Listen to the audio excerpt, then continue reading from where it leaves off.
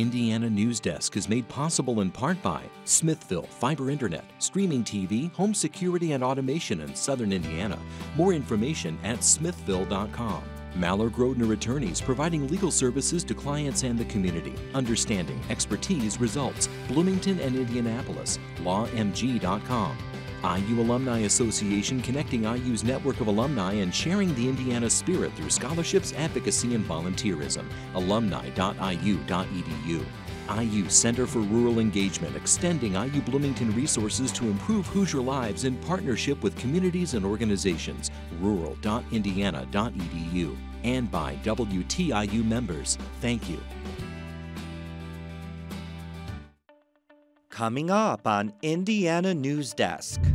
The 2019 session at the Indiana State House wrapped up this week, and some lawmakers say the new two-year budget doesn't set aside enough to increase teacher pay. We would have passed a budget that not only put more money in education, we applaud you for that, but we would have guaranteed that it went to teacher pay increases. Logging on a private property on Lake Monroe has some people worrying about erosion and the slippery slope of further development on the lake. And few Hoosiers have flood insurance, but a changing climate with heavy winter and spring rains is leaving some folks asking if the steep yearly payment is worth it. We just don't know what to do next because we don't know what's going to happen the next time it rains. Do you fix it and cross your fingers? Or do you not fix it and prepare for what will happen again? Those stories, plus the latest news headlines from across the state, right now on Indiana Newsdesk.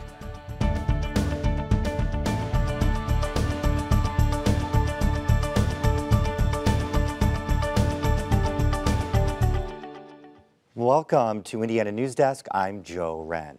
Well, this year's session at the Indiana State House wrapped up this week, and Hoosiers now know what the state budget will look like for the next 2 years. As Brandon Smith reports, it boosts funding for education, but schools with declining enrollment will still lose money. Lawmakers are increasing the base amount schools receive for each student they enroll by about $350 over the biennium. Democrats, like Representative Greg Porter, pushed back on the deal, saying it still doesn't include money for teacher raises. But one of the state's lead budget writers, Representative Todd Houston, says school funding accounted for more than 70% of the new money in the budget. And to do it, he says, members had to compromise. The budget does add $7.5 million more to the state's fund for highly effective teacher bonuses. It also includes $3 million of new money per year to train teachers in computer science and another $5 million for English language learners each year. Democratic Senator Karen Talion says Republicans could have spent more on teacher pay, health care, pre-K education, and water infrastructure, among other things. We do not need a surplus in excess of $2 billion. But Republican leaders like Houston say the state's reserves help ensure Indiana can survive an inevitable downturn in the economy. The measure passed largely along party lines. Only one Democrat in either chamber, South Bend Senator David Niskotsky, voted for the budget. And in a busy final week, lawmakers debated more than just the budget. Brandon joins us now to talk about the other big changes lawmakers made this session. First, Brandon, I just wanted to ask you about what we just heard Senator Talion said there in the story. Where does the $2 billion surplus number come from? Well, Republicans, since they've been writing the state budget the last few cycles, have wanted to keep that reserve number around $2 billion. It does change by hundreds of millions of dollars from year to year, but fundamentally it's about maintaining a AAA credit rating with credit rating agencies. That's something that helps both state government and local governments with bonds and things like that. But in this budget, they actually held back more money than they need to maintain that AAA rating, and that's because there's some fears of a looming economic downturn. Brandon, one of the big budget priorities this year was to increase teacher pay. So how much more money is going into education, and how will that money get spent? Well, the state's $539 million boost in tuition support doesn't all just go to traditional public schools because the money follows the student. So it gets split between traditional publics and charter schools, voucher schools, and virtual schools. So while traditional public districts will get a 2% funding increase on average over the next 2 years, charter schools will get about 9%, and voucher schools will actually get a 10% funding increase. Let's talk about that major gambling legislation passed this session. Briefly, what will that do and what will it mean for folks in Indiana? Well, one lawmaker who's a critic of the bill described it as throwing a grenade into the middle of the state's gambling industry. So it does a few things. The biggest are it clears the path for 2 new casinos in the state of Indiana, the first in a decade, one in one in Gary and one in Terre Haute. Another thing it does is it legalizes sports betting statewide, and that includes online and mobile sports wagering. And then it also says the state's 2 racetrack casinos can add live dealers to their table games beginning January of 2020. So now, following an incident last fall, lawmakers tackled bus safety. What does this new language do to protect kids getting off buses? Well, what it's really focused on is penalizing drivers who recklessly pass school buses. It increases the penalties for those drivers, especially if they injure or kill someone. In that case, they would now be facing felony charges, whereas previous law had those only as misdemeanors. It also provided a path for schools to pay for cameras on the school bus stop arms to help catch those drivers. Now schools can go to their local governments to petition them to get money for those. And very quickly, lawmakers also looked at the state's Stand Your Ground law and some gun regulations. What did lawmakers decide there? Well, the existing Stand Your Ground law says you can't be held criminally liable if you use force to defend yourself, your property, or someone else. The bill extended that to civil court. And then the gun regulations, current law says a school decides whether people can carry guns into church if that church is on school property. Now, the property owner will make that decision, whether that's the school or the church. All right, Brandon, thank you very much, and thanks for your coverage. Thank you, Joe. All right, now for headlines, we go over to Barbara Brosier, who has the latest on this week's top stories. Thanks, Joe. A Bloomington man who's been imprisoned in Venezuela for nearly 5 years is coming home. Police there arrested Todd Leininger in 2014 on what his mother says were trumped-up charges. He was then sentenced to prison time. A court ordered his release in November, but he remained in custody. After making pleas to senators and even the president for help, Todd's mother posted on Facebook this morning that he was released Wednesday and she's picking him up in Miami.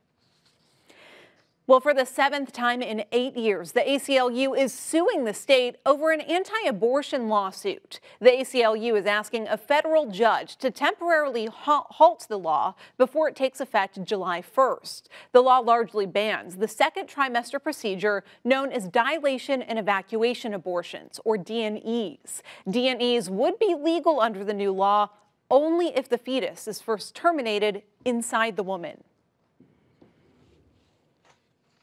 It's outrageous that the state of Indiana is telling women that not only can you not use this procedure, but by the way, if you want to use you can use another procedure that could be potentially extremely dangerous for you. Proponents of the law argue DNEs are barbaric and cause the fetus pain, though medical experts testified that's not possible. Police say they've received hundreds of new tips in the 2017 murders of 2 Delphi girls after releasing a new suspect sketch this week. Now, the sketch is actually 2 years old and significantly different than one police released in the months after they found the bodies of Libby German and Abigail Williams. Police say the newly released sketch more accurately represents the man they believe is the killer. They say it's likely the man lived or lives in the area or works there. Indiana lags behind other states when it comes to public health funding. The analysis from the Trust for America's Health examines what the state spends to prevent disease and injury. Indiana increased public health spending last year, but still only invested $17.58 per person. State data says 1 in 3 Hoosiers are obese, and it's a growing problem, especially in rural areas. Health professionals from across the state gathered in Bloomington this week to discuss how to address the issue. It's going to take a lot more money and a lot more intentionality to work in specific communities that have some of those higher obesity rates. A report from the Fairbanks Foundation released earlier this year says obesity cost the state $8.5 million in lost productivity and associated health costs. Indiana University officials say they're working to control a growing outbreak of the mumps on the Bloomington campus. As Tyler Lake reports, the outbreak started in February, and there are now 24 cases. IU says only some of the infected students live on campus, and most of the patients already had 2 doses of the MMR vaccine. It's only about 88% protective, so even with 2 MMRs, that's our best protection, but it can't protect 100%. And then you have a lot of young people living in a lot of small areas where a lot of germs are spread. Since 2016, IU Bloomington has required students to have documentation of immunization records, which include 2 age-appropriate doses of MMR. In 2016, there was an outbreak of 74 mumps cases, and in 2017, there were 17 cases. Health officials say noticeable growth in the number of mumps cases over the last 5 years could be due to a number of factors. We're seeing this increase in mumps cases, and I think some of that has to do with introductions from either vaccine skeptics domestically, international travelers that are bringing it to the U.S. or are letting it spur within the U.S., and then it's circulating amongst those that are protected. The university issued public safety advisories via email to all students with updated case counts and protocol for preventing the spread of illness. IU Health Center officials say cases have been reported in more than one dorm, but they aren't disclosing which ones. For Indiana Newsdesk, I'm Tyler Lake. The Spencer Pride Community Center is handing out free pride flags this week after 2 teens allegedly vandalized and stole a rainbow flag from the director's property. The teens also damaged the flagpole it was attached to. Spencer Pride is calling for the community to come together after the incident, saying they welcome everyone. And Joe, they've had people taking pictures with their pride flags too to spread that message of support as well. Barbara, thank you very much. Coming up next on Indiana Newsdesk. There's logging happening on a lakefront property at Lake Monroe. Neighbors are suing the owner to get it stopped, but he might not be breaking the law. And a warming climate means Indiana is more susceptible to flooding. Even people who aren't in a floodplain are being affected. These stories and more right here on Indiana Newsdesk. The WTIU WFIU news team connects Indiana to the world. We bring you the top news of the day on radio, TV, and online. We round up the stories that have people talking each week and dig deep into the issues that affect your community the most. The WTIU WFIU news team is where you are and telling your story.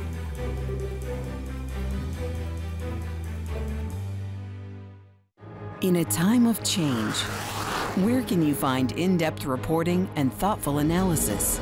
Washington Week on PBS.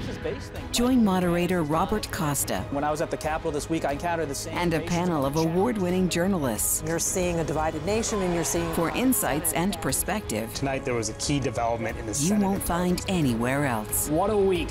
Washington Week.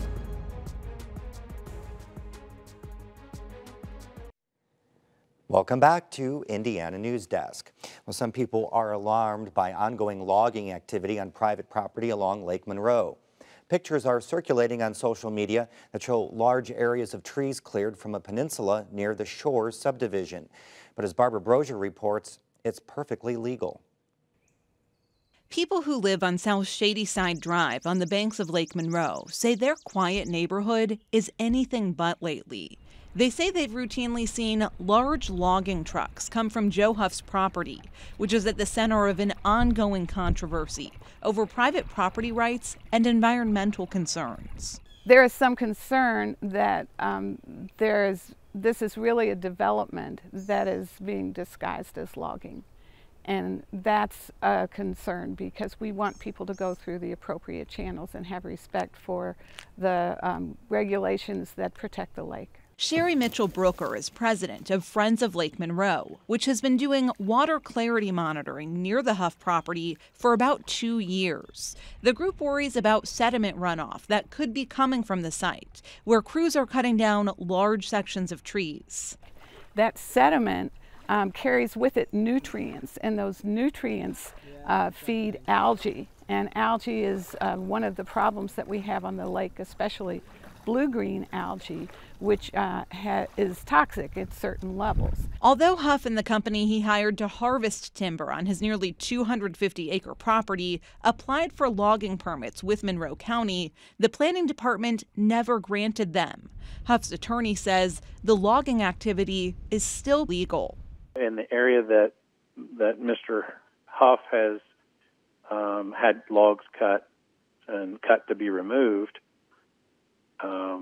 it's all outside the urban area, so it doesn't require a logging permit. State law only allows counties to regulate natural resource development on private land in what's called an urban area.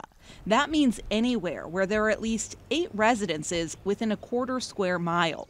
The controversy is also at the center of a court battle between Huff and some neighbors. They're suing him because they say he's using easements for commercial logging activity, which isn't allowed under a use of easement agreement. Last year, a Monroe County judge granted a preliminary injunction halting logging on the property, which Malapit says cost his client time and money. There was over 800 logs that are cut and were sitting ready to be harvested and hauled away. And when you cut logs like that, if they're not stored in water, then they deteriorate, and there's all kinds of damage as a result. The Indiana Court of Appeals ruled differently last month and lifted the injunction, allowing logging to continue on Huff's property. And that has neighbors and advocates worried. There are people who have private property, who have certain property rights, and we understand that.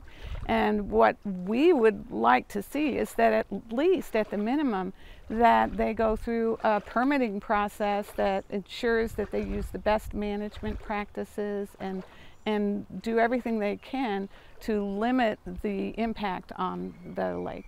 For Indiana Newsdesk, I'm Barbara Brozier. Now, landowners cannot log past what's called a take line, which is where the property is owned by the federal government. That's established by the U.S. Army Corps of Engineers and can vary depending on where the property is. The Army Corps says it sent a surveyor out to the Huff property multiple times, and the logging hasn't violated their boundaries. But Monroe County's planning director says the logging is far greater in scope than outlined in the initial permits, and few DNR forestry best management practices are being followed. By the middle of this century, winters and springs in Indiana are expected to get up to 20% more rain than any time in the past 120 years. The Purdue Climate Change Research Center says that's likely to lead to more flooding. But as Indiana Public Broadcasting's Rebecca Thiel reports, like many people living in Midwestern states, few Hoosiers have flood insurance. We close at 5. Deb Guffey has had enough. She and her husband Ray own Brown County Tire and Auto Service in Nashville. This February marked the 3rd time their shop has flooded in the past 10 years. Outside, employees worked hard to get a customer's car out of the water. Inside, Guffey says the water in her office was more than 4 feet deep. It came so fast. We tried to unplug what we could, and my secretary and I, Jessica, got shocked. And so finally, she just grabbed my arm. She said, "We got to get out of here." Now the Guffeys are moving the shop to the south side of town to hopefully escape the flooding. It's either that or close up. The Guffey shop sits just inside the floodplain, but right now they don't carry insurance.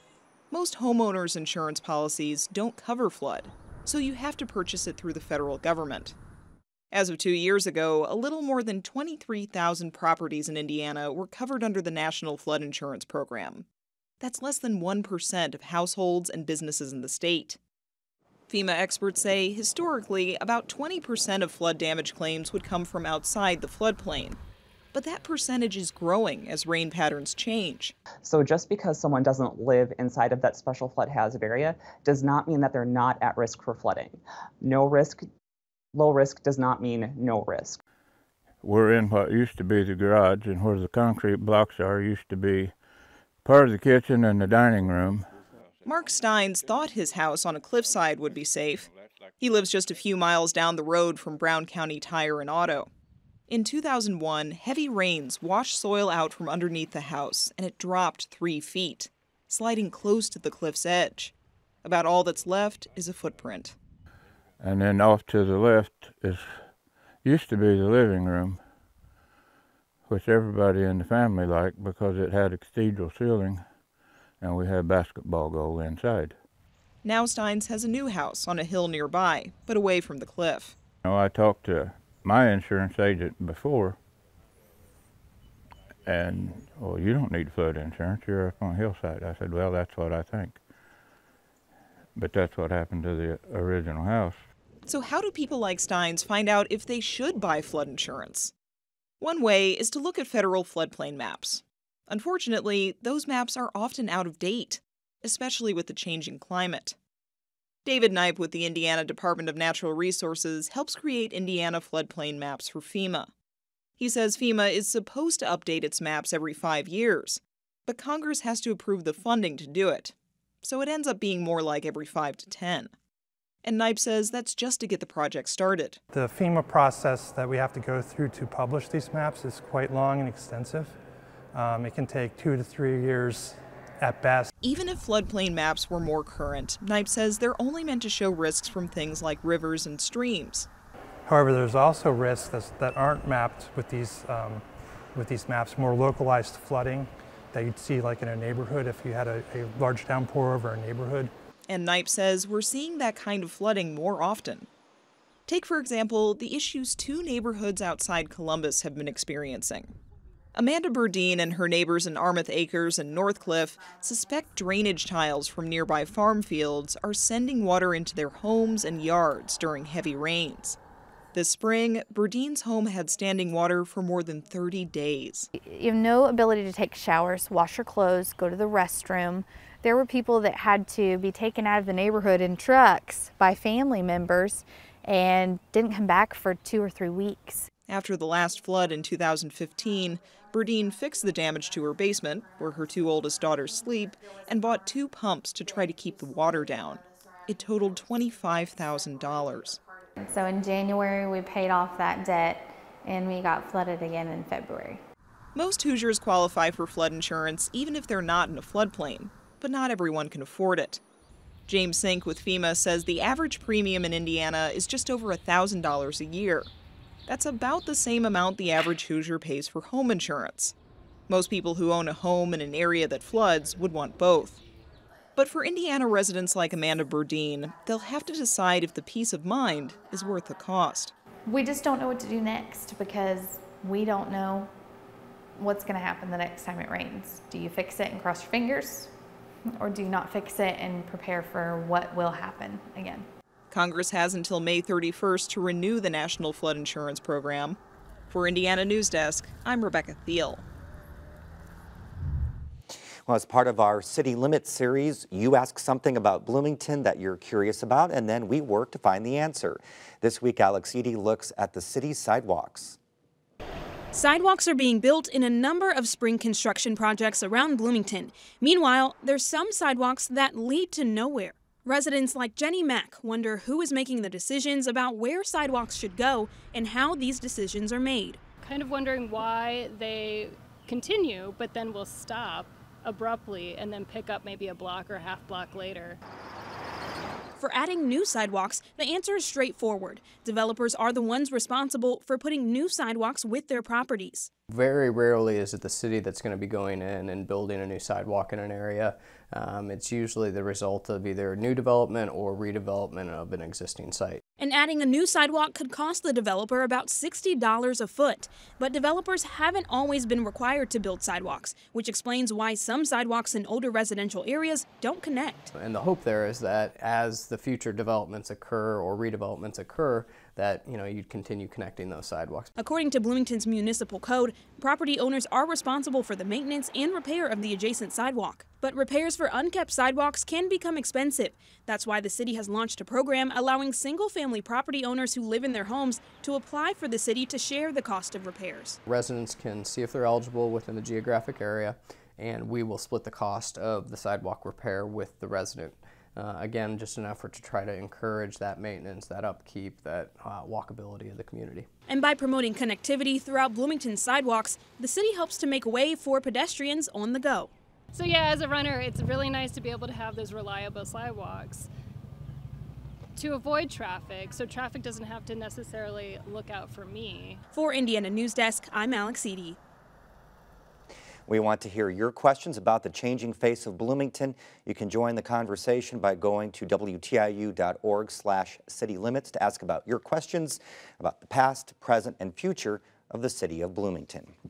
Well, they're far from the battlefield, but thousands of civilian contractors in South Central Indiana are playing a key role in arming our troops.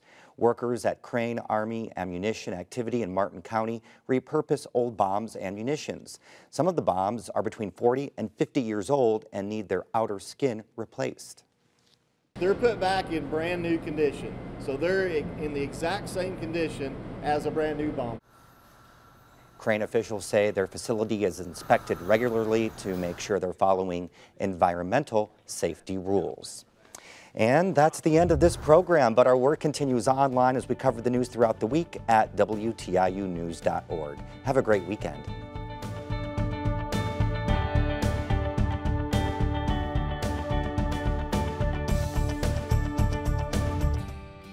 Indiana Newsdesk is made possible in part by Smithville Fiber Internet, streaming TV, home security and automation in Southern Indiana. More information at smithville.com. MALLOR GRODNER attorneys providing legal services to clients and the community. Understanding, expertise, results. Bloomington and Indianapolis. LawMG.com. IU Alumni Association connecting IU's network of alumni and sharing the Indiana spirit through scholarships, advocacy, and volunteerism. Alumni.iu.edu. IU Center for Rural Engagement, extending IU Bloomington resources to improve Hoosier lives in partnership with communities and organizations. Rural.indiana.edu. And by WTIU members. Thank you.